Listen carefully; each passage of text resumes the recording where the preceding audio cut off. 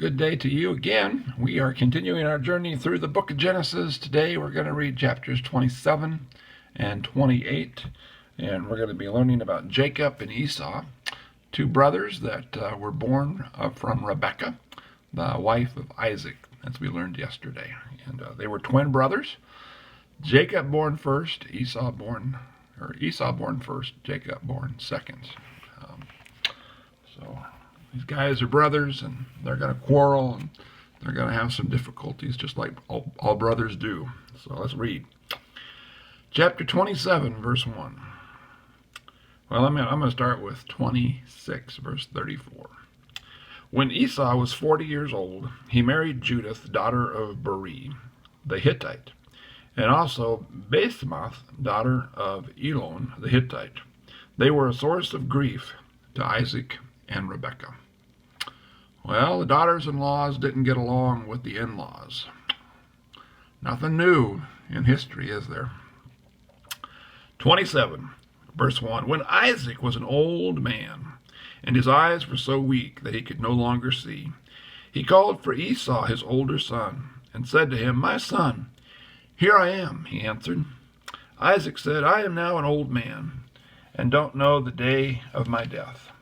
Now then, get your equipment, your quiver and bow, and go out to the open country to hunt some wild game for me. Prepare me the kind of tasty food I like, and bring it to me to eat, so that I may give you my blessing before I die." Now Rebekah was listening as Isaac spoke to his son Esau. When Esau left for the open country to hunt game and bring it back, Rebekah said to her son Jacob, "Look, I overheard your father say to your brother Esau, 'Bring me some game and prepare me some tasty food to eat, so that I may give you my blessing in the presence of the Lord before I die.' Now, my son, listen carefully and do what I tell you. Go out to the flock and bring me 2 choice young goats, so I can prepare some tasty food for your father, just the way he likes it. Then take it to your father to eat, so that he may give you his blessing before he dies." Jacob said to Rebekah his mother, "But my brother Esau is a hairy man, while I have smooth skin. What if my father touches me?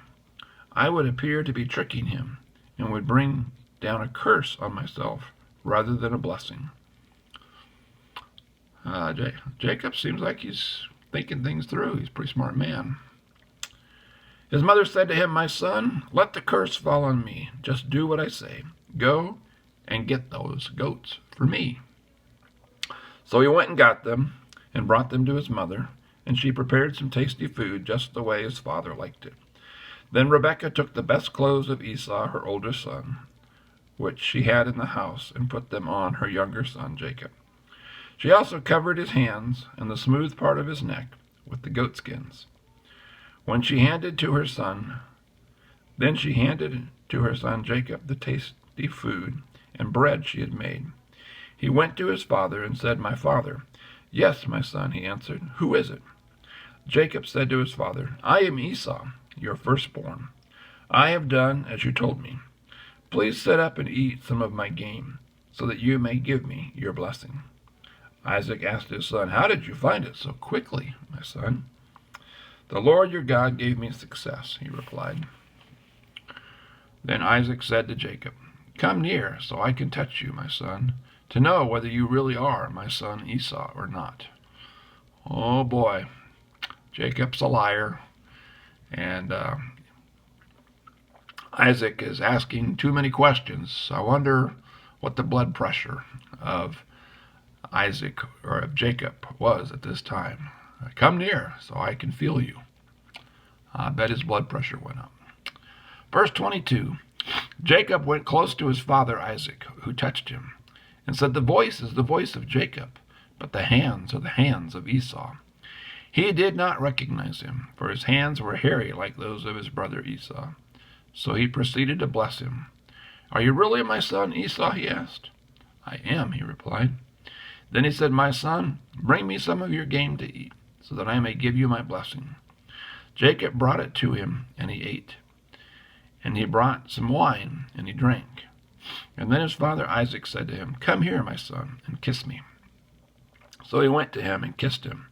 And when Isaac caught the smell of his clothes, he blessed him, and said, "Ah, the smell of my son is like the smell of a field that the Lord has blessed.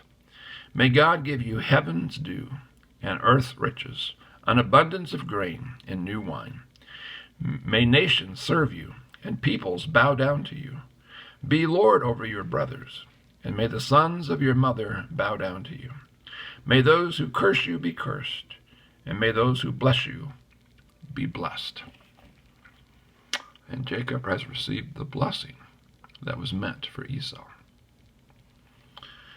After Isaac finished blessing him, and Jacob had scarcely left his father's presence, his brother Esau came in from hunting. He too prepared some tasty food and brought it to his father. Then he said to him, "My father, please sit up and eat some of my game, so that you may give me your blessing." His father Isaac asked him, "Who are you?" "I am your son," he answered, "your firstborn, Esau." Isaac trembled violently and said, "Who was it then that hunted game and brought it to me? I ate it just before you came, and I blessed him. And indeed, he will be blessed." When Esau heard his father's words, he burst out with a loud and bitter cry, and said to his father, bless me too, my father." But he said, "Your brother came deceitfully and took your blessing." Esau said, "Isn't he rightly named Jacob? This is the second time he has taken advantage of me.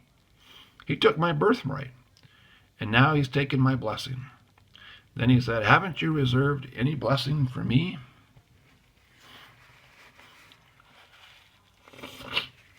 Verse 37, Isaac answered Esau, "I have made him lord over you, and have made all his relatives his servants, and I have sustained him with grain and new wine. So what can I possibly do for you, my son?" Esau said to his father, "Do you have only one blessing, my father? Bless me too, my father." Then Esau wept aloud. His father Isaac answered him, "Your dwelling will be away from the earth's riches, away from the dew of heaven above. You will live by the sword, you will serve your brother. But when you grow restless, you will throw his yoke from off your neck." Verse 41. Esau held a grudge against Jacob because of the blessing his father had given him. He said to himself, "The days of mourning for my father are near. Then I will kill my brother Jacob."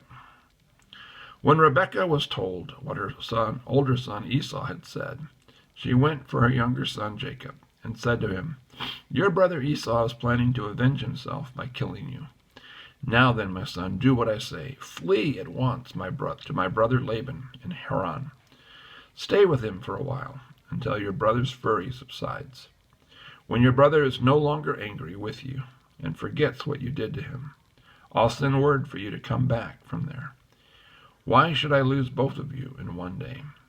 Then Rebekah said to Isaac, "I'm disgusted with living because of these Hittite women. If Jacob takes a wife from among the women of this land, from Hittite women like these, my life will not be worth living." Chapter 28, verse 1. So Isaac called for Jacob and blessed him.